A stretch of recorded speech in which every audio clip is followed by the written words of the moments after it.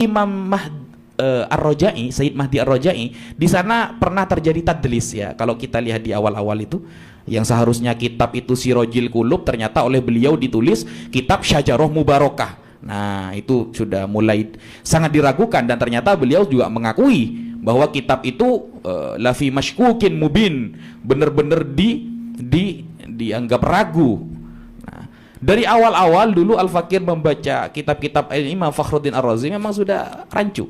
Dan juga di sini kalau kita menggunakan kitab ini bahaya. Kenapa bahaya? Menyebutkan nama-nama saja sering salah beliau. Ini bukan beliau ya, maksudnya beliau yang benar-benar ngarang kitab ini, andaikan benar gitu. Ini baru satu saya kasih contoh, sebenarnya banyak contohnya. Contoh kalau kita buka di dalam halaman 96. Di dalam kitab Asy-Syajarah Al-Mubarakah yang menerangkan tentang anaknya Ibrahim bin Al-Kazim.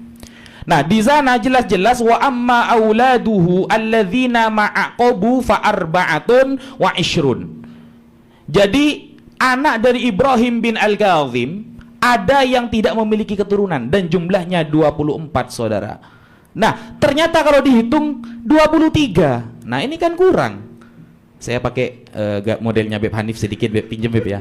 Nah, ternyata ya kalau kita hitung berkali-kali jumlahnya cuma 23, padahal disebutkan 24. Menggunakan jumlah ismiyah. Ini bukan jumlah ismiyah kalau seperti ini. Ini jumlah ngawuriyah gitu. Ngawur ini. Dan ini sering terjadi di dalam Syajarah Mubarakah. Masa kitab kayak gini mau dipakai kelas peneliti? Ya. Tidak perlu kelas peneliti kalau cuma seperti ini. Anak yang duduk di kelas sanawiyah bisa mengarang kitab seperti itu.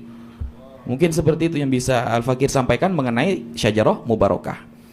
Kemudian tadi diteruskan oleh Gus Rumail Abbas. Di sana beliau lebih mengedepankan manuskrip. Kemudian ada Habib Idrus Al-Masyhur, tentang disebut tesis saja sudah gak bisa. Nah, di sini Al-Fakir ingin memberitahukan kepada para netizen bahwa orangnya saja andaikan kita ajukan ke dosen ditolak oleh dosen. Kenapa? Karena karyanya ini sangat banyak yang bertentangan dengan standar-standar ilmiah. Ini beneran. Al-Fakir di pesantren dulu jurusan tafsir hadis, Ustaz. Sejauh Al-Fakir mempelajari jarhu wa ta'dil, sejauh Al-Fakir mempelajari ilmu hadis dan macam-macamnya. Padahal kalau kita lihat ilmu hadis itu lebih tinggi daripada ilmu nasab, jauh. Ma baina sama'i wa sumur. Jadi sebelum kita menerima sebuah riwayat, orangnya dulu yang dilihat. Kalau orangnya sudah hasil comot-comot Google, pendapat ulama ditolak, tidak pernah ada ketikan fikoh dari siapapun, tidak pernah ada julukan mausuk dari siapapun, tidak pernah. Ya. Lalu menolak para ulama yang sudah tingkat muhakkik mazhab Syafi'i, Al-Imam Ibnu Hajar Al-Haytami. Kalau di dalam Basul Masail kita dengar kalimat Ibnu Hajar kita gemeter, Pak. Langsung taslim kalau kita. Jadi kalau Imam Ibnu Hajar saja ditolak berarti Hajar beneran dia, Pak. Ya. Seperti itu kira-kira. Nah, ketika orang ini kredibilitasnya sudah tidak bisa dipercaya, maka tidak usah baca karyanya, percuma. Al-Imam Al-Khatib Al-Baghdadi punya kitab Al-Faqih wal Mutafaqih. Beliau mengatakan man ta'allama minal awraq yuqalu lahu shahafi falaysa bi'alim. Orang yang hanya belajar dari buku tidak bisa disebut alim, itu hanya shahafi, tukang-tukang buka buku. Wa innamal ilmu bita'allum min afwahil ulama. Ilmu itu bisa didapatkan langsung talaki dari lisan para ulama. Pernahkah dia belajar ilmu nasab? Pernahkah punya guru ilmu nasab? Pernahkah tercatat dalam sejarah dia pernah daftar dari jadi nasabah? Kalau nasabah BRI mungkin ya. Kalau nasabah bermakna ulama nasab, tidak ada, Pak. Tidak ada. Kenapa? Karena ini menjadi standar. Islam itu asbabul ilmi thalathatun, kan begitu kan? Sebab-sebab kita dapat tahu kepada sebuah kebenaran ada 3. Yang nomor 2 kata Imam As-Safaraini dalam kitab Lawami'ul Anwar adalah khabarus shadiq, kabar yang pasti benar. Kabar yang pasti benar dilihat dari apa? Kredibilitas orangnya. Kalau orangnya sudah tidak meyakinkan, ngapain kita percaya sama omongan apalagi karyanya? Dari dulu seperti itu. Kita kalau diajari hadis, yang pertama ittisalus sanad, orangnya yang dibahas. Yang kedua adalatur rawi, orangnya yang dibahas.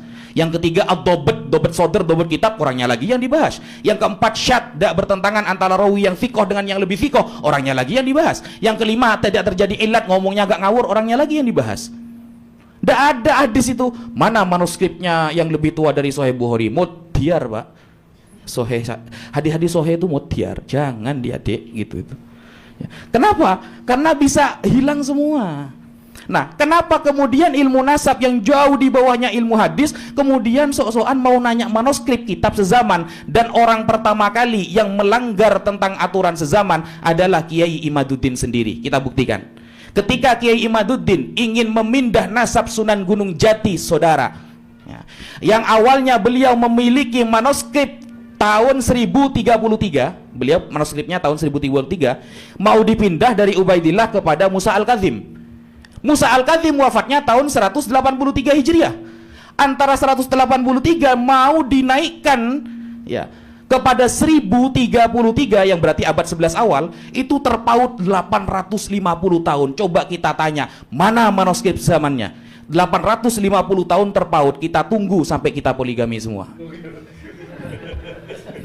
Gak mungkin bisa, saudara, gitu. Kan mending balik ke Ubaidillah 550 tahun kan, dipindah ke Musa Al-Kadzim jadi 850. Seperti itu. Jadi ketika dia menetapkan syarat kitab sezaman, maka dialah orang pertama kali yang melanggar aturan itu sendiri. Atau ketika dia menjelaskan Al-Imam Ali Al-Uraidi punya anak yang bernama Muhammad yang wafat pada tahun 230 Hijriah, punya anak lagi yang bernama Isa wafat pada tahun 270 Hijriah, tapi berdalil pakai kitab abad ke-6, kan luwet. Yang dipakai Tahdzibul Ansab, yang dipakai Al-Syajarah Mubarakah abad ke-5 ke-6, yang dihukumi adalah orang abad ke-3. Kan dilanggar sendiri berarti aturan kitab sezamannya. Ini namanya blunder, standar janda, saudara. Ya. Ya. Memberi aturan tapi dilanggar sendiri. Makanya tidak heran ketika suatu saat Kiai Imad mempercayai, bahkan dengan tegas dia mempublikasikan keterangan bahwa ada Mufti Yaman Syamsuddin bin Syarafuddin membatalkan nasab Ba'alawi, padahal itu dari akun Facebook palsu. Secepat kilat dia langsung membatalkan. Coba ketika ada Imamul Yaman yang resmi menyatakan nasab Ba'alawi sahih, oh dipikir dulu. Bahkan dia memberikan standar janda kepada pentahkik Ba'alawi. Saya kasih contoh. Dia mengatakan kalau ada kitab ditahkik oleh kalangan Ba'alawi, maka perlu dicurigai, kata dia. Nah, suatu saat dia itu tidak mau sama kitab Tuhfatuz Zaman yang ditahkik oleh Al-Habib Abdullah Al-Habashi, padahal beliau terkenal muhakkik yang terkenal di daerah Yaman. Nah, ketika Habib Abdullah bin Al-Habashi ini, Habib Abdullah Al-Habashi mengkritik Habib Salim bin Jindan, dipakai sama dia. Ini kan apa ini namanya? Ketika keuntungan itu ada pada dia, dia terima, tapi ketika tidak ada keuntungan dia tolak. Nah, kemudian istilah Abdullah dan Ubaidullah yang katanya dia dua orang, saya teringat ketika diskusi dengan teman-teman ya, lintas agama. Biasanya teman-teman Kristen rata-rata mengatakan Yesus dan Nabi Isa itu beda orang. Beda orang. Padahal kalau kita lihat dalam penelitian para pakar dari kalangan kekristenan, ya satu orang, buktinya ada gereja namanya Isa Al-Masih. Itu perspektif ya. Dalam pakar itu mengatakan sama. Nah, ini Abdullah sama Ubaidillah beda orang katanya. Padahal itu sebenarnya sudah sering terjadi di dalam kitab-kitab nasab. Contoh Tahdzibul Ansab, Asy-Syajarah Al-Mubarakah menulis Abdullah bin Ahmad Al-Karkuroh atau Kirkuroh, daerah Irak kalau kata Gus Rumel. Irak itu selatannya condet, Pak.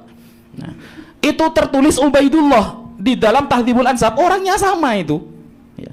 Atau Abdullah bin Husain Asy-Syajari tertulis di dalam Syajarah Mubarakah. Di Tahdzibul Ansab tertulis Ubaidullah bin Husain Asy-Syajari, sama saja itu. Itu dipermasalahkan, bayangkan sekecil itu menjadi masalah.